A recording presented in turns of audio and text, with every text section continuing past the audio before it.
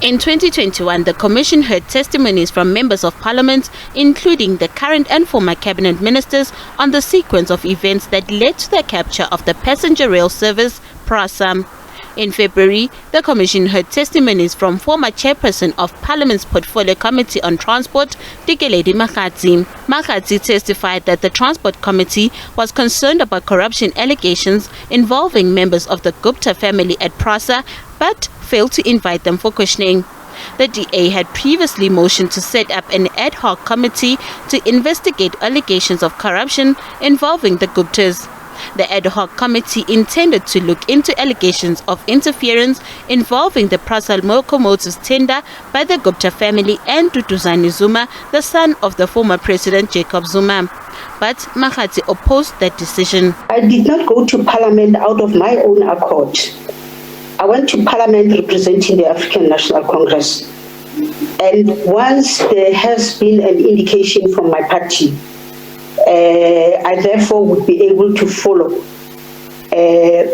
what has been indicated by my party. And I would say in this instance, the motion put forward by Ms. Mazzoni, the ANC said we're not going to support, and definitely I did that. I did not support. In the same month, former Transport Minister Dipuo Peters denied playing any role in the alleged state capture project under her previous portfolio. I have never been influenced by anybody to either determine tenders. Both Mr. Molefe and later on probably Mr. Montana would indicate that I have never ever participated in processes, in tenders, in any of their establishments or even in Prasa itself. And Chairperson, I would also want to vouch that the 12 entities that I spoke to can also vouch for that. In April of the same year, the Commission heard testimony from former Prasa CEO Lucky Montana.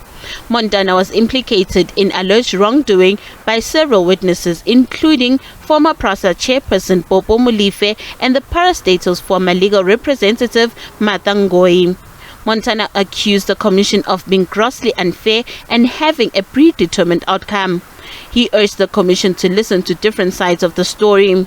Montana also accused former chairman Popo Molefe of using his position to enrich himself by getting companies contracted with Prasa to donate money to his foundation. I'm just asking this Commission, go there and you'll see that who's paying, and you ask yourself, Chairman, come back here and explain to us that how is it possible that companies contracted to Prasa are paying into your foundation? And most of them, in my evidence, in my affidavit chair, you know what happens after they paid?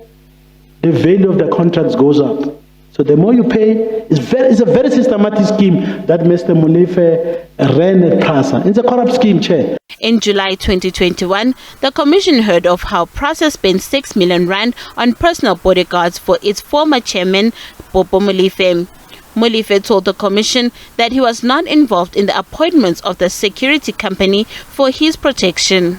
I do not need validation that I'm a state capture pastor. I mean, that is a matter for public records, so I don't need validation. With regard to the appointment of the Black Hawk, it is true that they were appointed, but they were appointed not by me, by the company. The circumstances under which they were appointed was that my life was under threat and we could not rely on the security that Prasa had employed at the time. Molefe was also accused of attempting to capture the state-owned parastatal Prasa, but he denied these allegations, saying that he fought attempts to capture the passenger rail agency. I did say that Prasa was a victim of state capture, but I did also say what attempts were made to as part of consolidating the capture of Prasa, to capture me as well. Nothando Makutulela, SABC News, Johannesburg.